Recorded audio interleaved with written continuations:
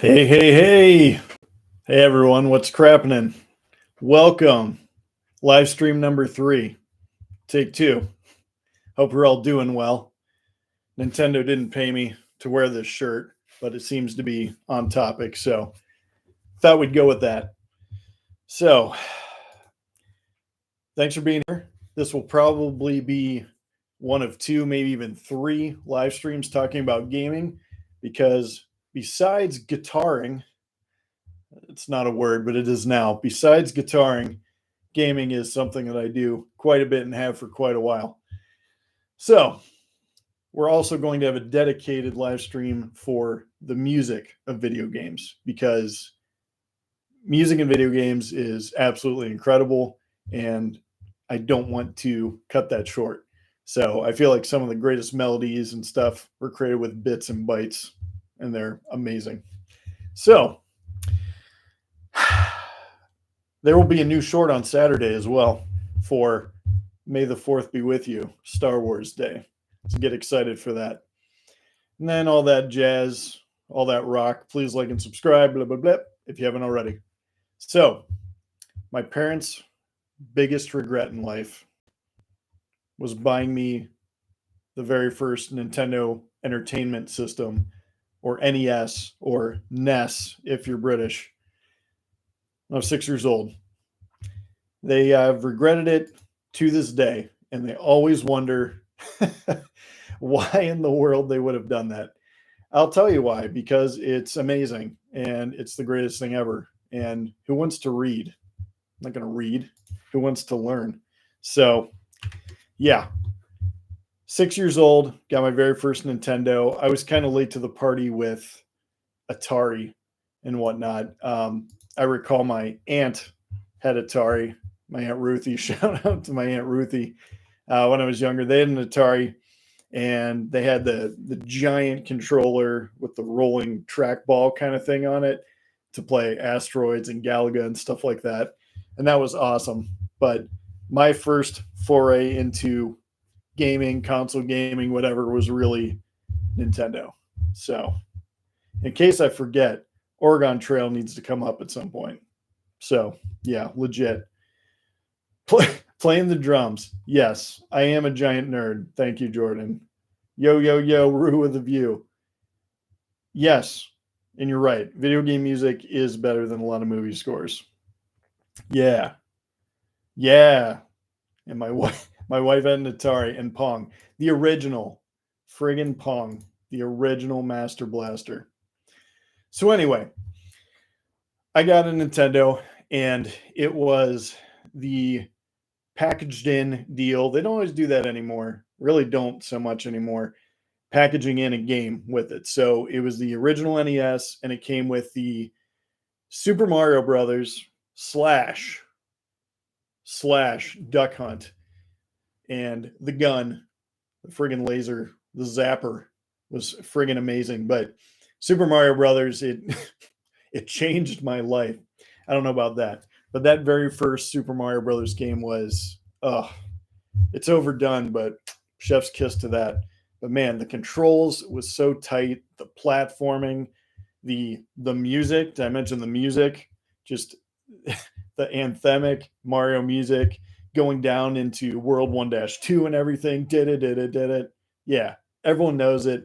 The iconic, not just music, but the sound effects. Ding, ba-ding, the coins. That's what it sounds like. Ba-ding. The one-ups, the big mushroom Marios.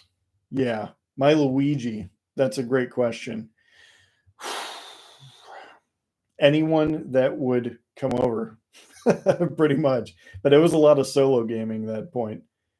Oh, and Court is challenging me to Dr. Mario. He might win too.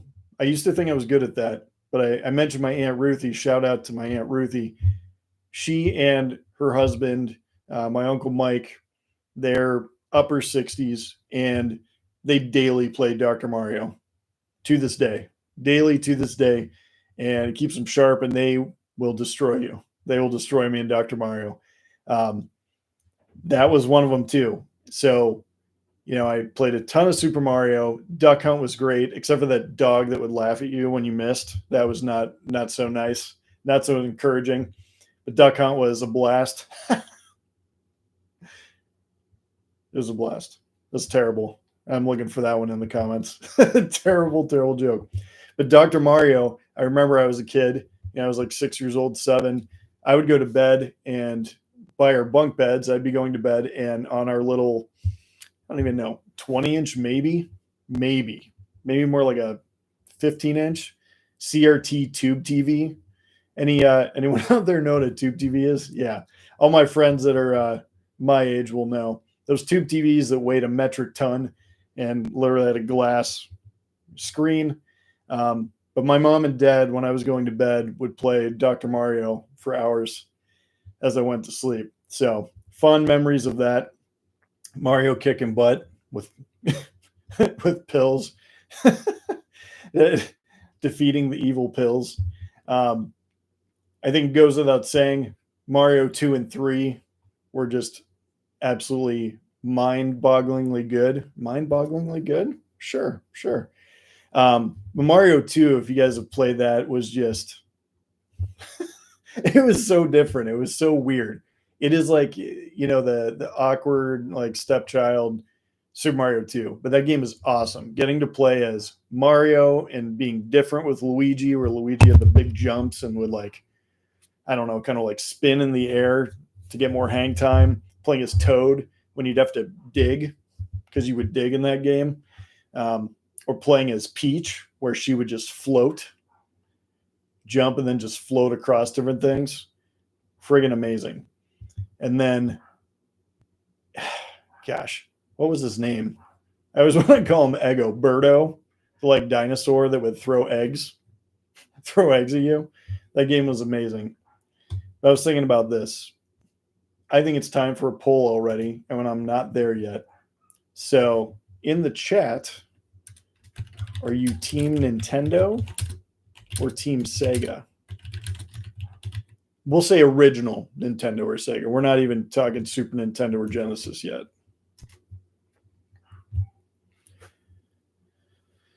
And this thing seems to want to slow down the comments, so yeah, maybe in 10 years.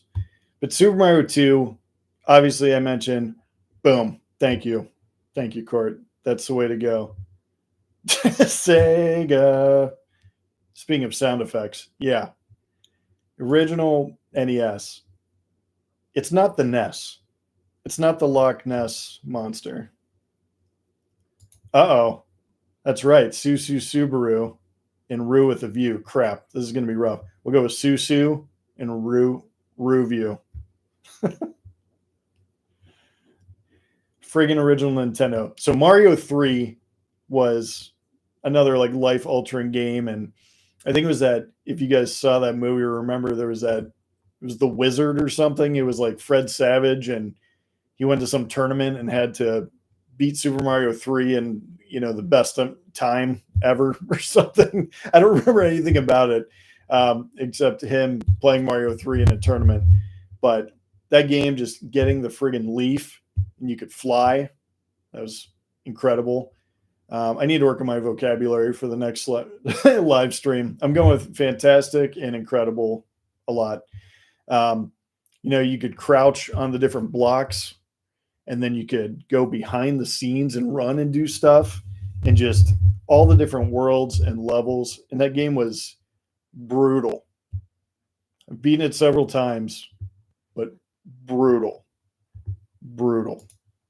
Speaking of brutal, Mega Man. Oh, Mega Man. Those games, this is not when I was growing up, but I recall a time when I was in college. I was at Penn State, and I should have been in class, and my roommate should have been in class, but we had started playing Mega Man 2, and we're very far into the game, and there was no way we were just going to pause it and hope that it stayed for the time for us to get back from class. So we skipped classes that day, and we beat all of Mega Man 2. And wow, those games are not forgiving. Like, if any of you here are younger even if you're not, if you go back and play Nintendo games, they will kick the crap out of you. Like I remember trying to play Ninja Gaiden and other games like that, and you have 3 lives for the entire game, and you could be hours in, die, boop, dead, completely over. And there are a lot of games now that do, the hardcore mode or whatever, where if you die once, like in Diablo 4 or 3, you die once and then you completely start over. But that's not the norm. I mean, most of the time we have checkpoints where you get to a boss, you die, you fight it again, you die, you fight again, etc. Starting from scratch is crazy and demoralizing. Fortunately, those games, if played correctly, are not like the Skyrims of today that take hundreds of hours to beat, which is also bonkers. Nice. Jordan's an X-Man. I love it. So Mega Man was tough as nails. There was also Contra, if anyone remembers that. The Konami code, Konami code, up, down, left, right, B, A, start. Yeah. Contra was, I'm saying this on behalf of the entire internet, next to impossible to beat with 3 lives. I'm sure people do it and have done it, so you can call me out on that. 3 lives for Contra, no.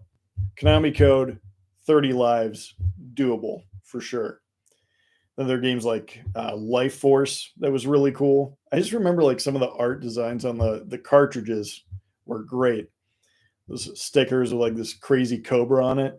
Speaking of, I can't skip the part that everyone knows and loves about Nintendo cartridges. Loves. Something like that. Oh, your game isn't working? Why don't you just blow air into it? Make sure there's some saliva to get all over the chips inside. Awesome. Great technology. But it worked.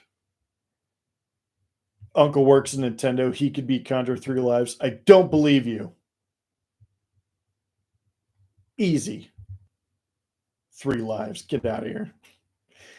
Blowing into those cartridges, when they wouldn't work, it was maddening. And then magically they just worked. I don't understand it. I remember vividly having to like put the game in and then like kind of smash it down. And then there was that groove on the top of the cartridge. And I would like slide it back and forth and like hit it into the walls of the console and then fire it up. The red light wouldn't be blinking. The red light came on, actually stayed and worked. It was glorious. Totally bonkers technology, but when it worked, amazing. There were other stories of people that would like, they wouldn't even push the cartridge down. It would just be like, it would be in, but it would just be floating there inside. Yeah. And shout out to the 2-button controller. Whew. Boop, boop, boop. That's getting weird. But 2 buttons. I feel like anyone could play Nintendo and figure it out, like with Dr. Mario, Tetris, the original Marios. That's right. Got to be careful with those buttons. Buttons? You're pushing my buttons. But yeah, like anyone could kind of play it. But I mean, if you've played any of the Mario games, you need pinpoint accuracy with the just the platforming. I remember like in World 8 and stuff, you would land on these platforms that are like a centimeter wide, and it's just ridiculous. And when you're running to make those big jumps, you have that extra speed, and then making that landing is a challenge. What's also disheartening is when you save the princess, right? But she's in another castle. I remember once I beat the original game. I used the warps, of course, from World 2 to World 4 to World 8. Warp is the way to go. Warp speed. I beat the game 4 or 5 times in a row. Each time, instead of like Goombas, there would be the turtles with the normal shell.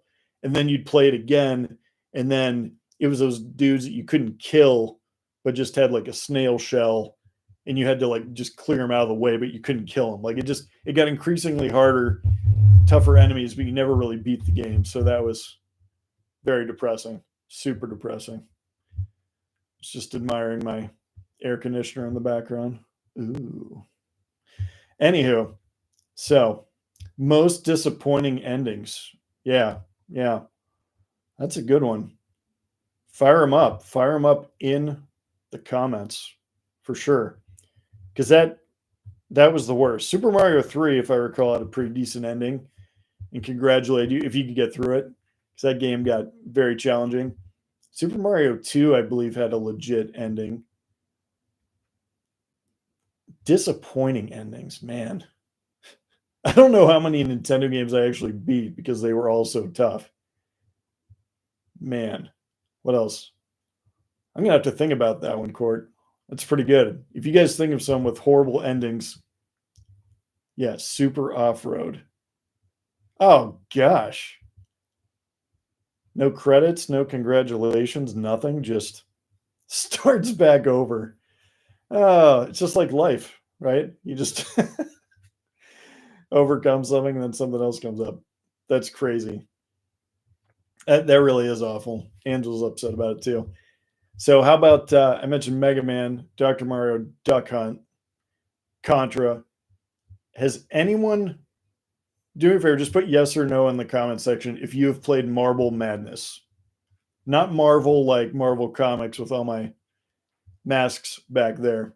Marble like marbles, playing marbles. Yeah. Sue. Marble Madness. I don't know how they came up with that game. It was totally bizarre and very challenging, but really cool. And I don't know about Subaru, but I don't think I ever passed like the third board. But essentially, you have levels, and you are the marble, and you are controlling said marble, and you are trying to navigate this board with ridiculous obstacles, or it could be a grid or just like a platform that just turns into an inverted pyramid, just or a funnel. You just have to control this marble through precarious situations, because the marble could die. Move this marble all through this course and get it to the end. And to make things better, they would time you, and you could do 2 players, and you could race against each other. And if I recall correctly, you would hit each other and totally knock each other off of the course. So yeah. Another one that I recall with great fondness, great fondness, Captain Skyhawk. I don't know if anyone played that. There were some really obscure games, like Dragon Spirit, where you literally you're flying as a dragon, but it's like a plane game like you would play on a phone now. You're just a jet, but you're a dragon, and you have enemies coming down the screen, and you're just blasting them. And as you get more powerful, you get like you're a 2-headed dragon, and then a 3-headed dragon, and et cetera, et cetera. But it was a lot of fun, and I love dragons, so there's that. Pre-Game of Thrones and Skyrim and all that. Captain Skyhawk was like pseudo Top Gun. It was kind of like a top-down. You're flying this jet, similar vein to Dragon Spear, but more intense. And like you had to dock your ship, dock your actual jet with these spaceships and do like all kinds of crazy stuff that was outside the norm. I just recall that game being totally awesome. But more on track of stuff that people probably remember. Double Dragon. Any Double Dragon fans? Double Dragon 2. Gauntlet. Yeah. Solid. Gauntlet. Diablo's kind of like the Gauntlet of today, even though they've done Gauntlet some in the more recent times. But Double Dragon and Double Dragon 2 just friggin' beat 'em ups. Only a few games are still fun to play longer than 30 seconds. Yeah, agreed. Yeah, you go back, you're like, this game was amazing. Was it? What, was I crazy? Mike Tyson's Punch Out. I don't think I personally ever beat that game. And I remember when that came out, Man, that game is so good. Um, I don't think I ever beat it. And I know there were two versions. There was one with Mike Tyson, and then there was like Mr. Sandman or whatever was the end boss, the last fight. Um, that game was so fun. Learning all the patterns, bald bull, uh, all that craziness. That Little Mac. Hey, spoiler. Oh my gosh. Yeah, Little Mac for the win. Um, Punch Out. Yeah, great shout out to that. Blindfolded. Holy cow. Some people just they know the patterns, they know the tells, and in this case, clearly it's got to be sound based tells, um, and that's truly impressive. Because I remember some of the guys, even like there was the dude that was like the tiger that would zip all around the arena, which also made no sense, but it was a Nintendo game. Um, but man, that's impressive. Jordan knows a guy that can beat Contra in 3 lives, and Court's friend can beat Punch Out. Oh my gosh, that's impressive. That's probably why I struggle with games today. They're far easier and more forgiving, and I still suck at these games. One day when I grow up. Um, the other one I have to give a shout out to for Nintendo, Battletoads. Battletoads. Please tell me someone out there has played Battletoads, because that was friggin' awesome. It's another beat 'em up, but you are literally a giant frog and toad, and when you go, you're beating up dudes, but then like on the third hit or fourth hit, a combo, like your fist becomes this ginormous brick, and you just blast people, or you're kicking them, and then your foot turns into this giant boot. And then there was a level where you're on speeders. You're on like motorbikes and stuff, kind of motorcycles, hoverboard things, and that board is atrocious. So I have to talk about this one too. Track and field, and there was like Burger Delight or something like that. But track and field, I went over to my buddies. We played all the time.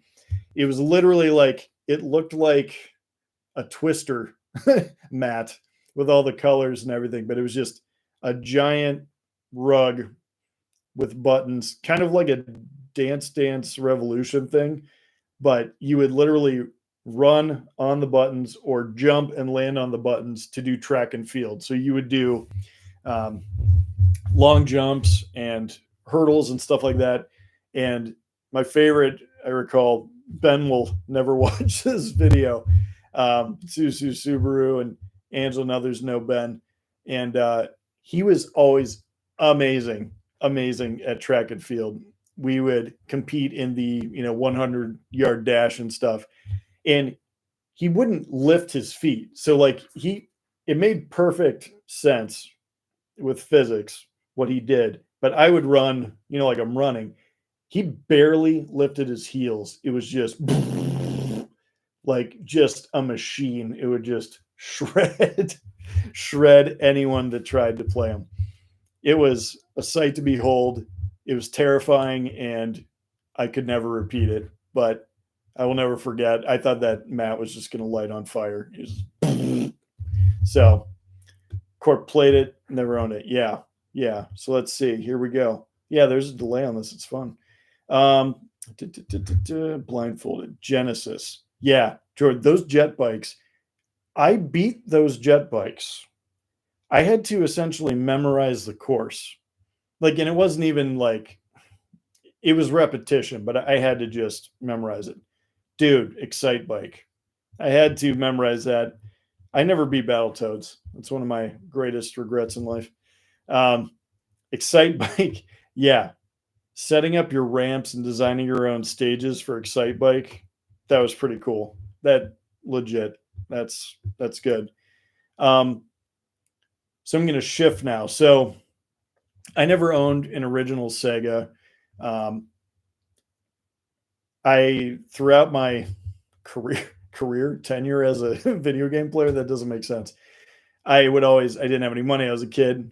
Still don't have any money, but I would sell the system I had and all the stuff with it so that I could buy the next thing. So sold the Nintendo, and all that because I had to have a Super Nintendo. This isn't chronologically accurate per se, but back in the day, there were arcades, like in malls and stuff, and it would be a room with literal arcade cabinets for games. Um, yeah, Mortal Kombat 2, the arcade game. Killer Instinct to a much lesser extent. I can't even talk. Teenage Mutant Ninja Turtles. Teenage Mutant Ninja Turtles, the arcade game, which coincidentally, shame on me for forgetting, came out on the Nintendo. So that's where the timing gets a little weird. But the arcades were amazing. So good. You had pinball machines, you had skee ball machines, but you just had these amazing games that people would just hunch over and pour over for hours and spend tons of money that they got for their parents, and a lot of tournament type stuff, and tons of people crowded around like a Mortal Kombat 2 arcade game, duking it out and seeing who could last the longest, and just kind of like you would do at home, but just tons of people, tons of kids. But it smelled really good in those too. But I remember the Turtles, and I remember Mortal Kombat 2, Street Fighter 2, which I will definitely be coming back to, and then the X-Men arcade game and the Simpsons arcade game. But the X-Men arcade game was I own it now, like on Xbox 360, and it takes like a half an hour to beat, but it's glorious. That game is so fun. 4 players. Then you have 6 characters. You can be Wolverine, Colossus, Nightcrawler, I think Jubilee. They say Wolverine, Cyclops. Yeah, I'm skipping someone. Gambit, maybe. There's 6, but that arcade game is so phenomenal. I love it, and the fact that I own it now, it's hilarious that it takes a half an hour to beat, but in the arcade games you get hit 3 times, and then they're like, yep, pony up. And people may not know this. There were these things called coins, currency. It was money. It still exists today, just to a lesser extent. These coins, these silver coins, quarters, you would just be pumping in these machines. You would die 85 times and spend $20 to get through a game that you can now buy and own for like $5. They made tons of money. Jordan, we are getting there. We're getting there. And Mortal Kombat, yep. Dude, Rue is excited. Dun, dun. Yeah, yes. Court's right. Gauntlet. It was genius. It was evil genius, those arcade games.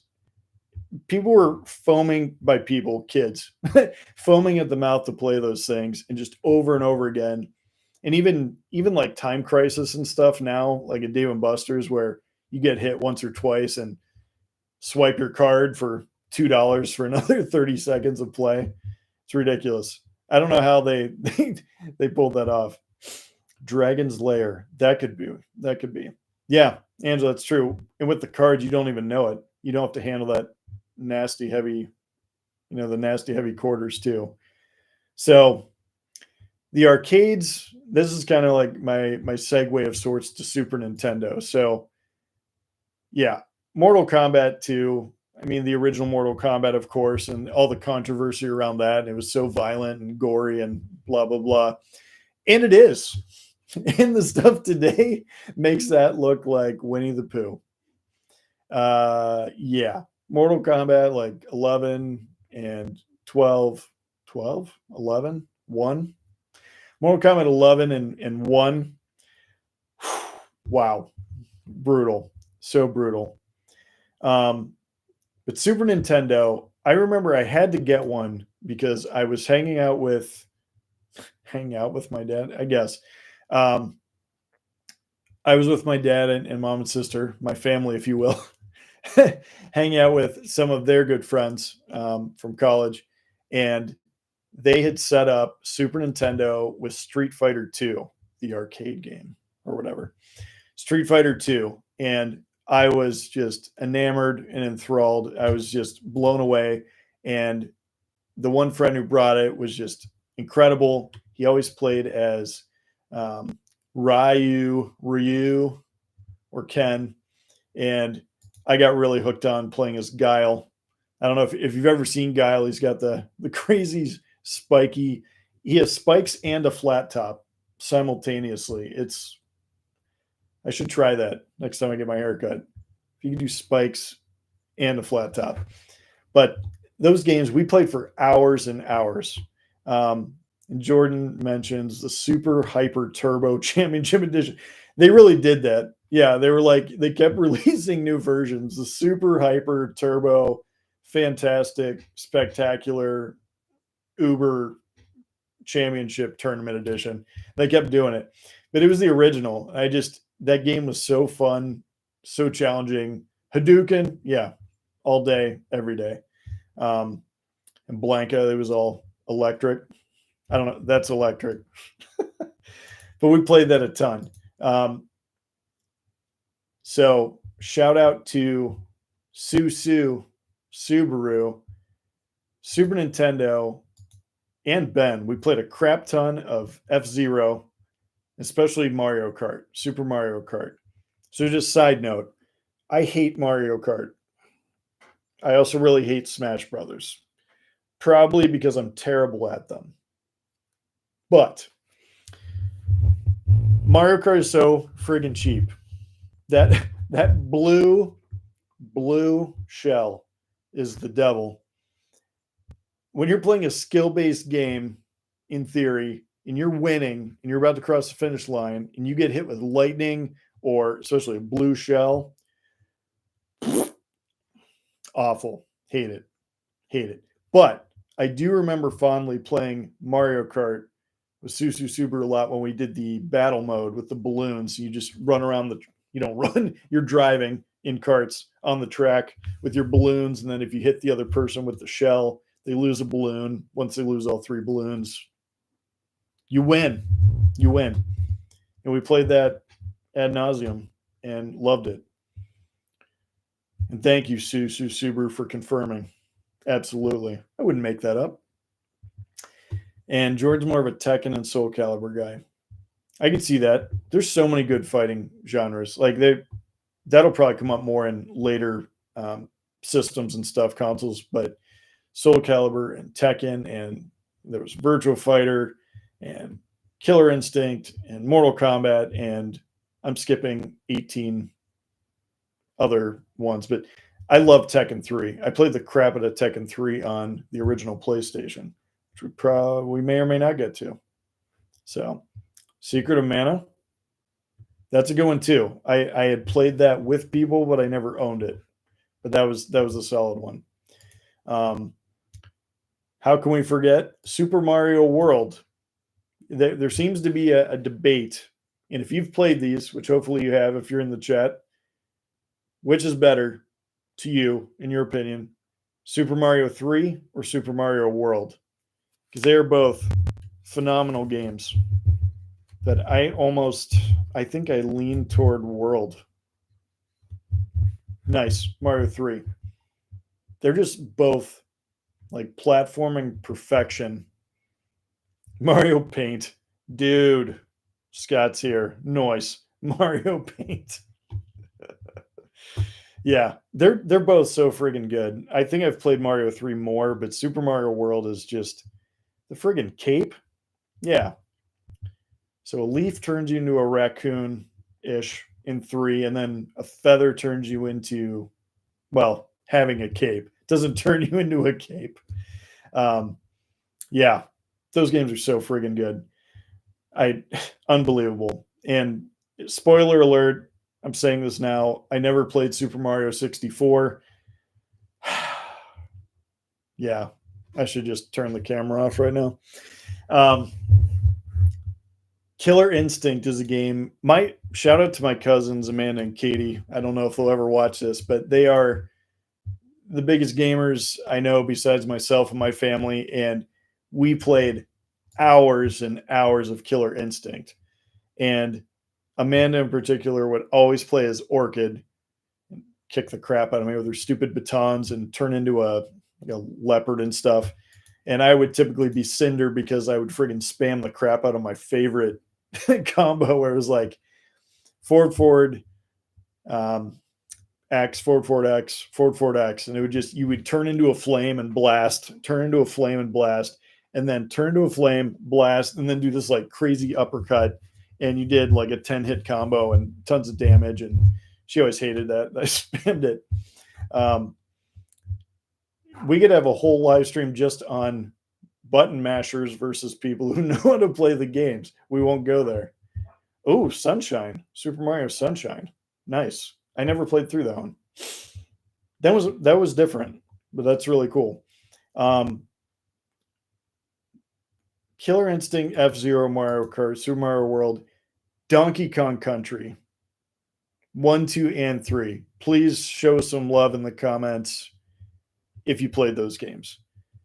I remember seeing, I don't know if it was in a Nintendo Power or a commercial or what, I was blown away by Donkey Kong Country.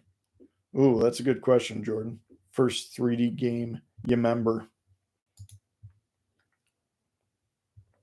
Nice. Nice, Scott. That is awesome. I would love to see that one day. The first 3D game I remember.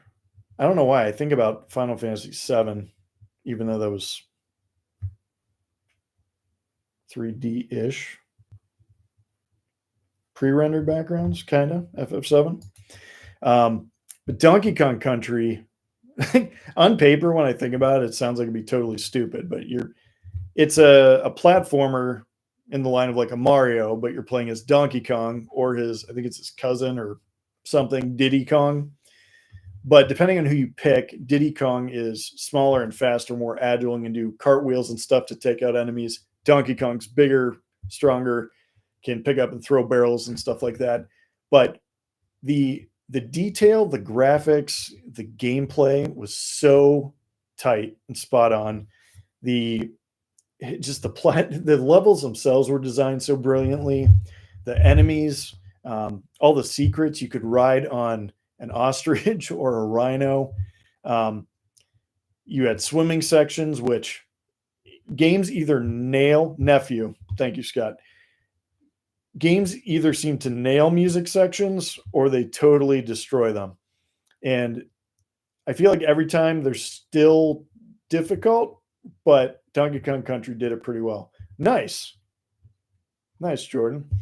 But Donkey Kong Country, I don't know. Like, again, on paper, it sounds kind of silly. I guess Mario does too on paper. But the Donkey Kong Country games, everything about those games is like, I don't know. I don't believe in a perfect game per se, but for Super Nintendo, like Donkey Kong Country and Super Mario World were really, really close. And so if you have a chance or have a Super Nintendo or a Super NES Mini, or an emulator, Raspberry Pi, whatever, do so a favor and check out Donkey Kong Country if you haven't. Even if you have, super popular. Nice. I love the second one, Diddy's Conquest. And then the third one you play as like a baby Kong or something. It got a little off the rails, but I still feel like all three of those games were just phenomenal. But that first one was just right out of the gate, truly something special and like a showpiece for the system, Super Nintendo, for sure. So friggin' love it. So I mentioned the arcades. I mean, arcades got busier and busier, crazier and crazier. Mortal Kombat 2, 3, all that stuff. Side note, Super Nintendo in, the States, North America, often called the SNES. If you're British, the SNES. No hate for the British, but I hate the SNES. I hate NES and SNES. NES I can kind of tolerate, but SNES is just no. Super Nintendo Entertainment System, SNES, SNES. So most people, I still don't a lot of the time, you have to be choosy with which way you go, and you had to pick. You had to be I'm Team Nintendo or I'm Team Sega.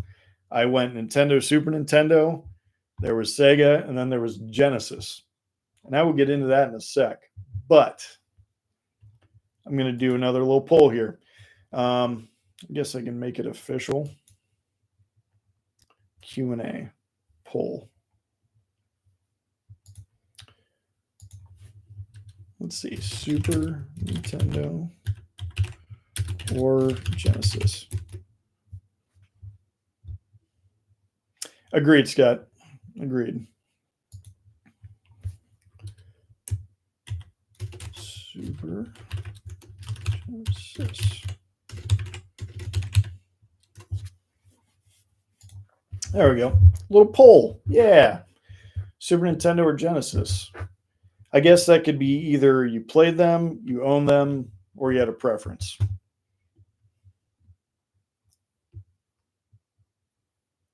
Blast processing.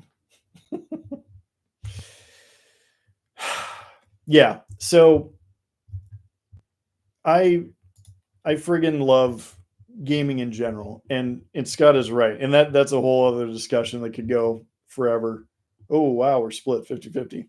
Turbo graphics, nice.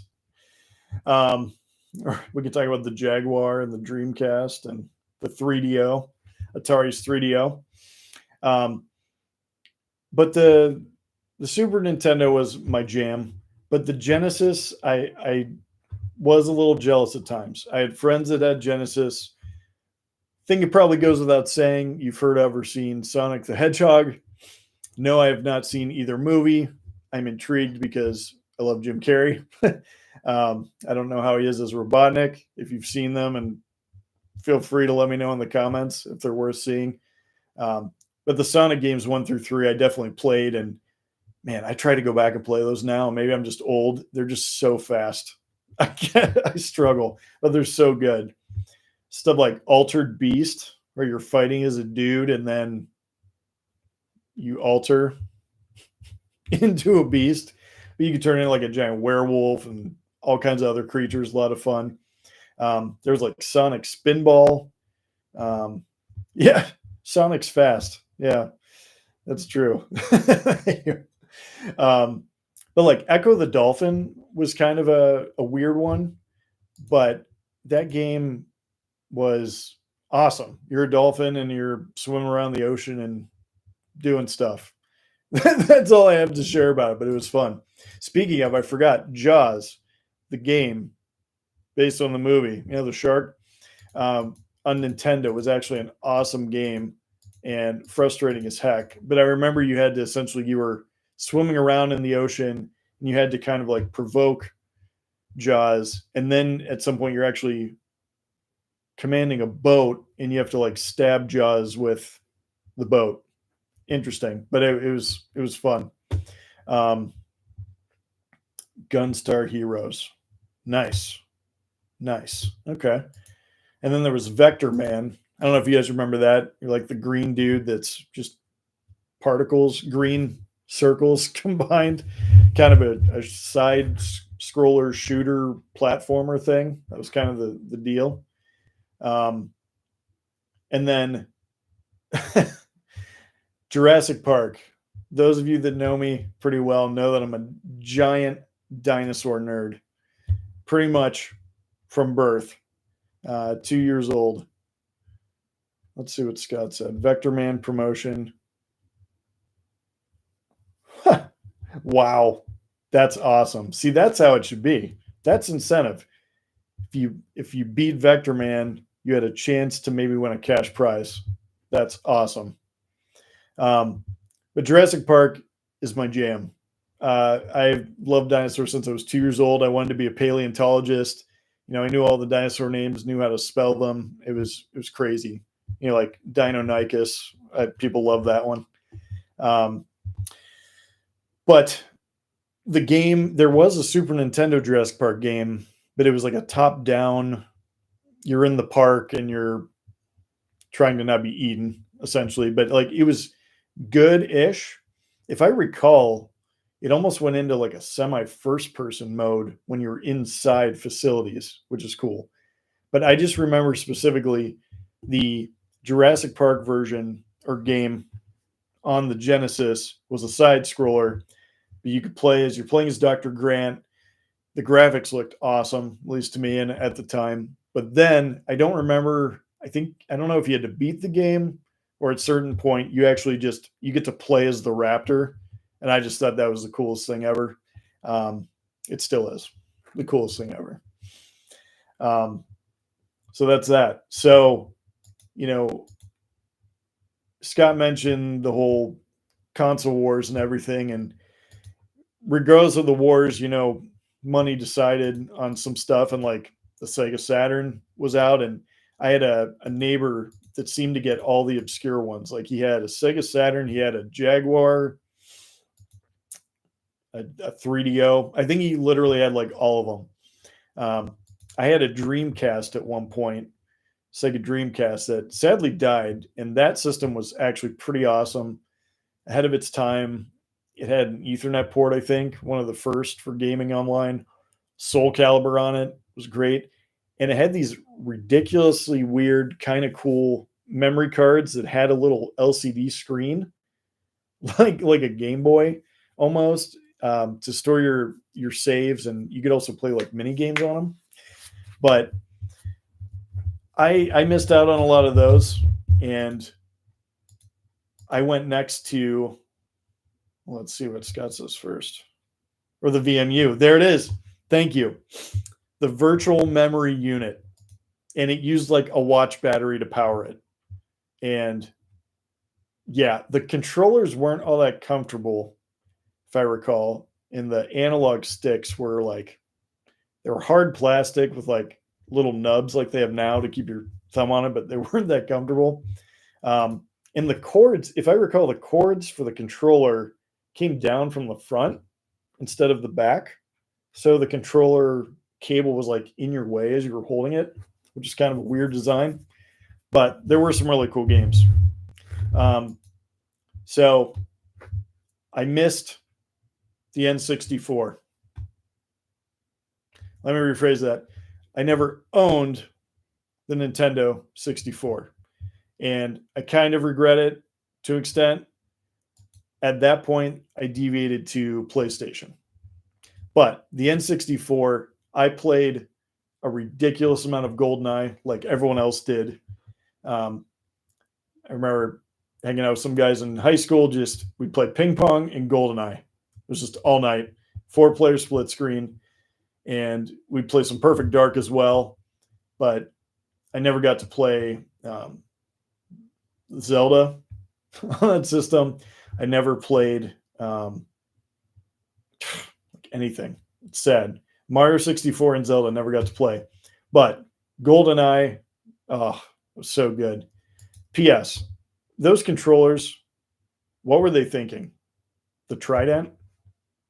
I still, like, every time I hold one of those controllers, I'm not really sure what they were trying to do. But there were so many great games on that too. And if I go back at some point, I may have to try Super Mario 64.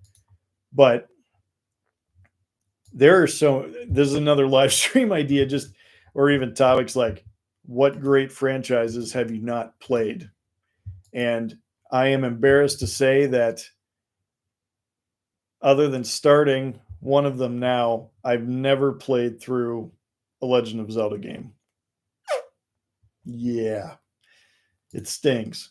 But I've started playing Breath of the Wild. Yeah.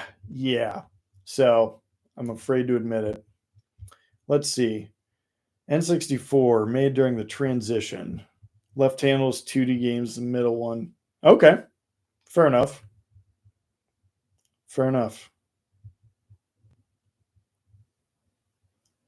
Yeah. That's very interesting.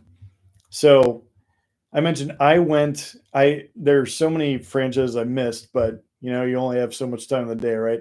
So I skipped the N64, but I actually went to PlayStation 1, the original, the PSX, the PS1, Sony PlayStation.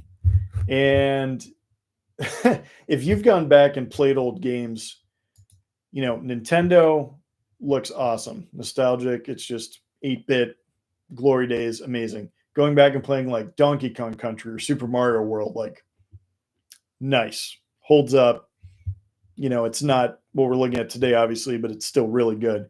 Then you go back and play some of the PlayStation 1 games. I love that system, and there are some real gems, but wow, wow, wow, does it look rough when you go back. But just a few games to mention there. Crash Bandicoot, their new their new mascot for Sony. Totally awesome. Friggin' Ridge Racer. Absolutely. Susu Subaru and I played a crap ton of Ridge Racer. So great. So great. Crash Bandicoot 1, 2, 3. The platforming was fantastic with those. It was funny and goofy and colorful. But I loved in Crash Bandicoot 3 Crash Bandicoot that you weren't just walking left to right, right to left. You're walking, away from the screen. Some levels you're walking, running toward the screen or like away from a boulder, somewhere left and right. Like it was very dynamic and a lot of fun with that. And they leaned heavily into that 3D aspect. And those are still fun and don't look too terrible. Dude, Mario Kart 64. There it is. See, I'll tell you what, though. I mentioned it earlier, but Mario Kart, I suck at that game and I hate it because I can be winning. Then a blue shell comes out of nowhere. I could be 3 feet from the finish line and still lose. And it really, really chaps, really chaps me, but it's fun. So Virtua Fighter, that was like the first 3D fighting game. Jordan was talking about Tekken and stuff, but Virtua Fighter and Virtua Fighter 2, man, they look like total butt now, especially, but super cool. You had the 3D arenas to actually fight. It wasn't just stuck to 2D, which is interesting now that a lot of the fighting games have gone back to or just stuck with 2D. The Street Fighters and Mortal Kombats. I almost said Mario Combat. Yeah. Yes. Right, Yoshi and Breathe Fire. But Wipeout was another one. Wipeout and Ridge Racer, Tekken Tag Tournament for show. That definitely, Tekken's great. I'm really not that great at fighting games, but there's so many good ones. But Virtua Fighter came out. Wipeout, when it's this futuristic, kind of spacecraft racing game with power-ups. So you're fighting kind of like in a Mario Kart sense, but more fair, but you're shooting missiles and stuff at other guys. We played tons of that. Tons. So Tekken. I said I love dinosaurs. Dino Crisis for the PlayStation 1. It was, I'll mention this too, side note, Resident Evil 2. I remember distinctly with Susu Subaru. I think we were listening to Van Halen 3, the album or something. We tried to play Resident Evil 2 on PlayStation, but we couldn't because we were too scared. On a side note, again, I'm still too scared to play the newest Resident Evil 2. So today, I can't do it. But the kind of side project of Resident Evil, they did Dino Crisis. So it was more like survival horror. It was like thriller survival or something. So it wasn't, the scariness per se of the zombies and everything in Resident Evil, but the dinosaurs and Dino Crisis were stupid fast and cunning and getting away from the Velociraptors and T-Rex. Awesome. Totally recommend. They keep remaking Resident Evil games. I would be first in line for a Dino Crisis remake.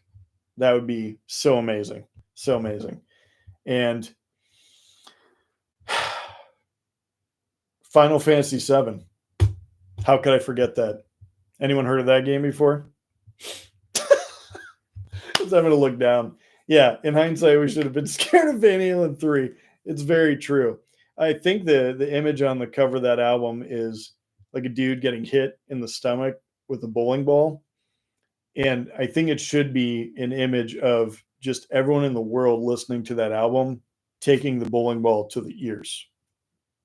So, but yeah, Resident Evil 2 was terrifying. Final Fantasy 7 was, I played that for way too many hours. And that's one of those role-playing games, but it's turn-based. It's not the constant action. And at this point in my life, I think I'd be more patient, but I'm not.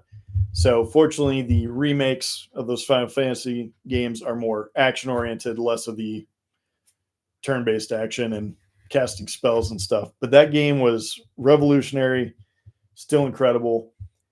But the game that really sealed the deal for me with PlayStation, that like just, I think it was one of the other games I mentioned are kind of mature too, but one of the first games that like really sold me on PlayStation and video games as a medium that would continue with me and not just die at, age 12 or whatever, 14, was Metal Gear Solid.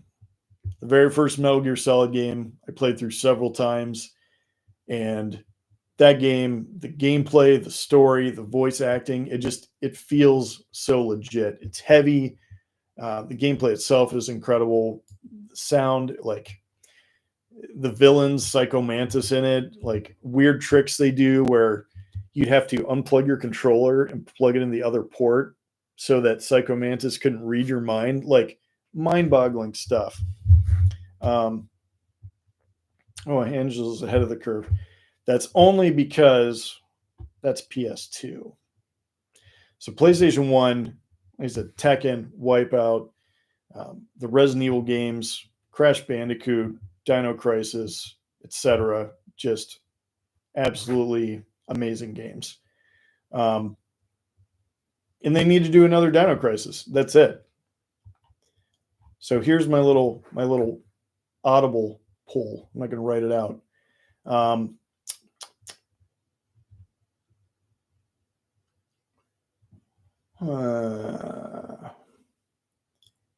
What is your favorite game of all time from these eras that we've talked about? So I would say PlayStation back to the beginning. If you had to pick one game, like your Desert Island game, I know that's a big stretch of time, but I'm curious what that would be. And even if you don't answer now, it's something to, tickle your brain as you go to bed. All I know is that I'm now 22 years old.